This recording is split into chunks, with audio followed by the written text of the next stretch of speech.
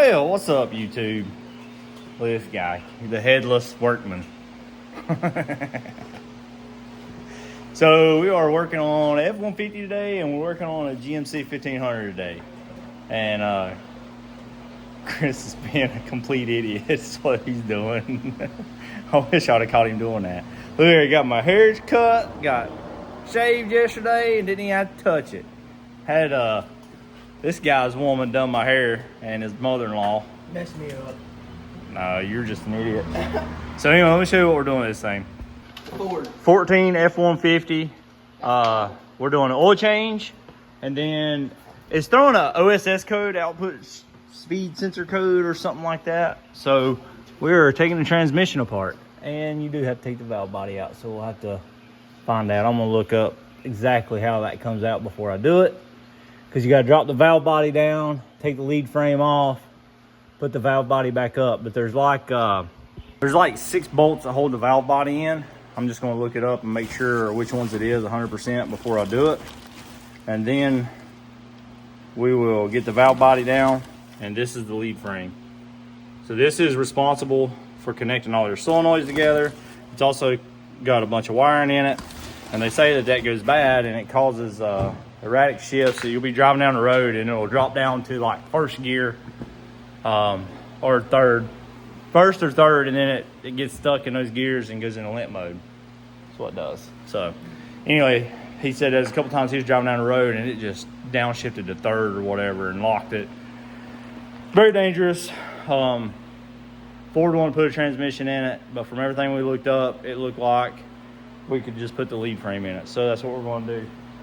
What are you doing? I seen you in the camera. I was like, what's he doing? So let's get this valve body out.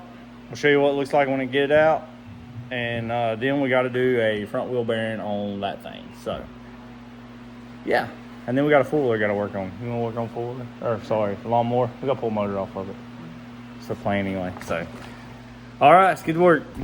All right, so for anybody that wants to know, this plug back here, there's a plug that goes in, where's it at? That hole right there. And it's got a, let me get it down from over here. It's got this lever, push it up, pull it out. Eddie, keep talking shit, Eddie. Quit talking shit. I don't know if it will because of the back. Anyway, that plug that goes in there is this little adapter plug. And I thought it twisted out, but it does not. It just pulls out. Then this is your valve body. I got it completely down. It has, the bolts are different. So the bigger bolts like this that have the head on it like that, T30s, take all those out. But it does have, oh, you put the door down.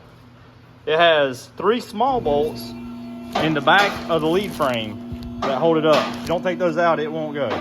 So look, Eddie's helping us out here, raising it up. I was trying to pretend like I was short today, Eddie. So anyway, that's it. Look, we can walk under here now. Cool, good deal. But looks pretty clean underneath. I wanted to show you. I didn't take the dipstick out. We gotta get it out because that's how you gotta feel it on these. It's through this right here. But yeah, looks pretty clean. Fluid's kind of filthy. But this is what we're going after, this piece here. Drop it down. I'm gonna let this drain some more. I'll probably let that drain. Move out my way. Just so you can see how dirty the fluid is. I ain't putting nothing in it, so that's pretty dirty. But the magnet looks pretty good. There ain't hardly nothing on the magnet. So, like I said, he was told by somebody he needed a transmission. And with what they were saying was wrong with it, they said the clutches were burned up in it. Well, if the clutches were burned up, this will be full, just like if you see my videos before, just piles of metal in it. I've seen them with piles of metal and still be all right. So dump this out. Ford does not sell you a filter or a gasket. They say you can reuse this one because it's metal with rubber. He said as long as it's not leaking, you can reuse this gasket. So that's what we're going to do, reuse the gasket. But we did get a new filter to go with it as well. We got all Ford parts.